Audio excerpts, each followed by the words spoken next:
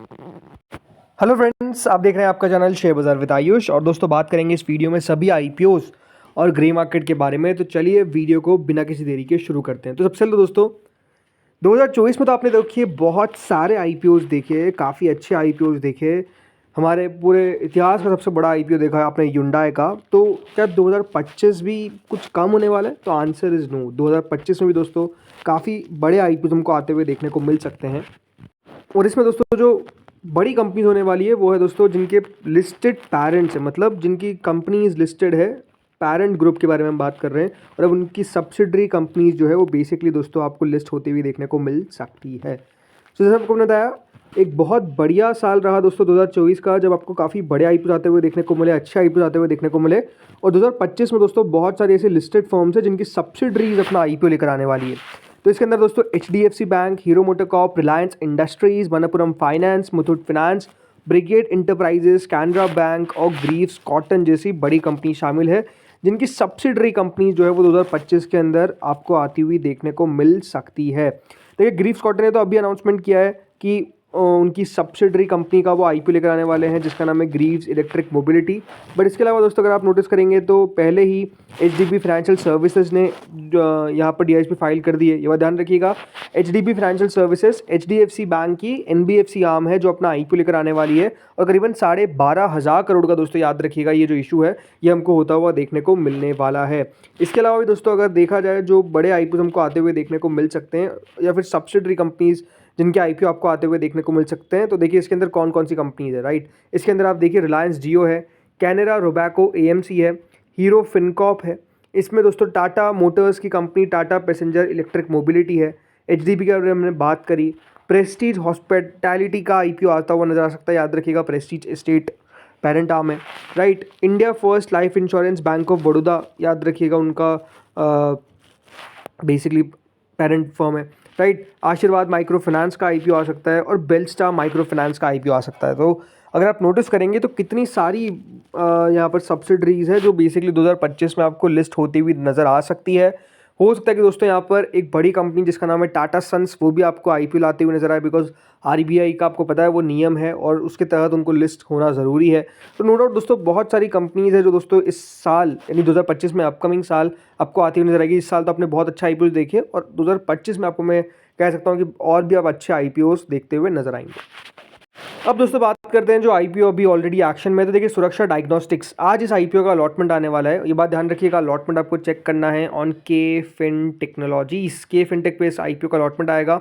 बाकी देखिए कल आपको ने बता दिया था कि कितना अलॉटमेंट का चांसेस रहने वाला है, तो ज़्यादा उसको डिस्कस नहीं करते हैं। इसके अलावा दोस्तों आज एक SME आईपीओ ओपन होता हुआ नजर आया जिसका नाम है निसिस फिनेंस। जी हाँ, निसिस फिनेंस सर्विसेज, ये एक SME इशू है जो ओपन हुआ है आज से और ये 6 दिसंबर तक ओपन रहेगा। ये एकमात्र ऐसा इशू है जो भी एक्शन में आपको देखने को मिलेगा। 10 रुपये की इसकी फेस वैल्यू है, 170 से 180 का प्राइस बैंड है।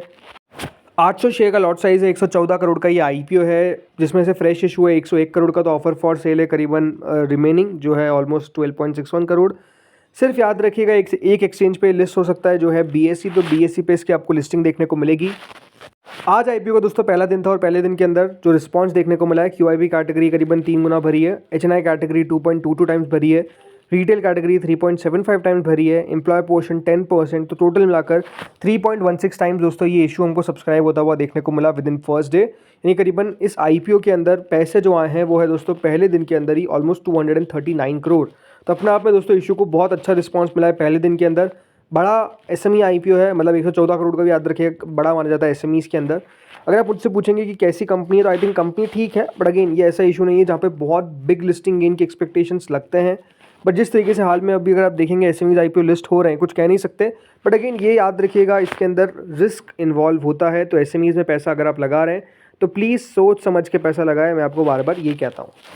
अब चलिए बचे हुए आईपीओज और बाकी सबकी ग्रे मार्केट चर्चा कर लेते हैं।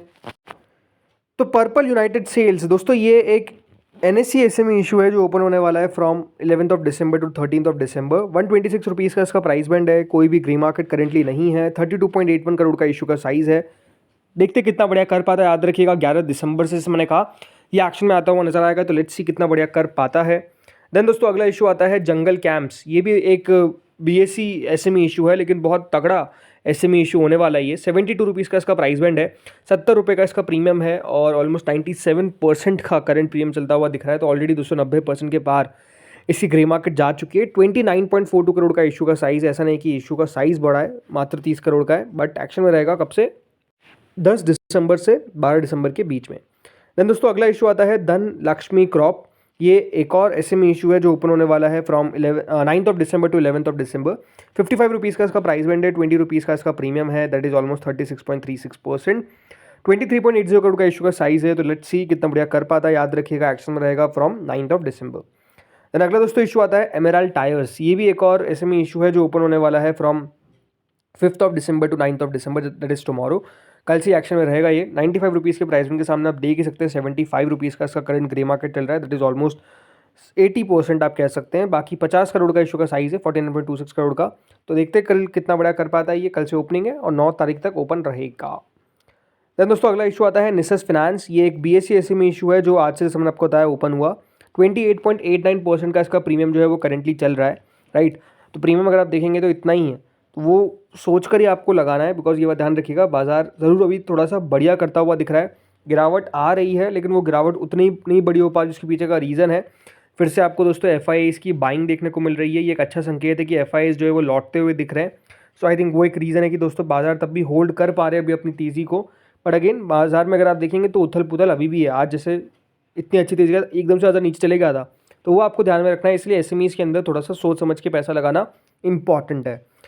देन दोस्तों अगला इशू आता है प्रॉपर्टी शेयर इनविट। ये तो दोस्तों एक इनविट IPO है जो हमको अब क्लोज होता हुआ दिखा, मतलब ठीक ठाक इसको रिस्पॉन्स किस तरीके से कहूँ कि मिला कि नहीं मिला, बट ठीक है जो भी मिला।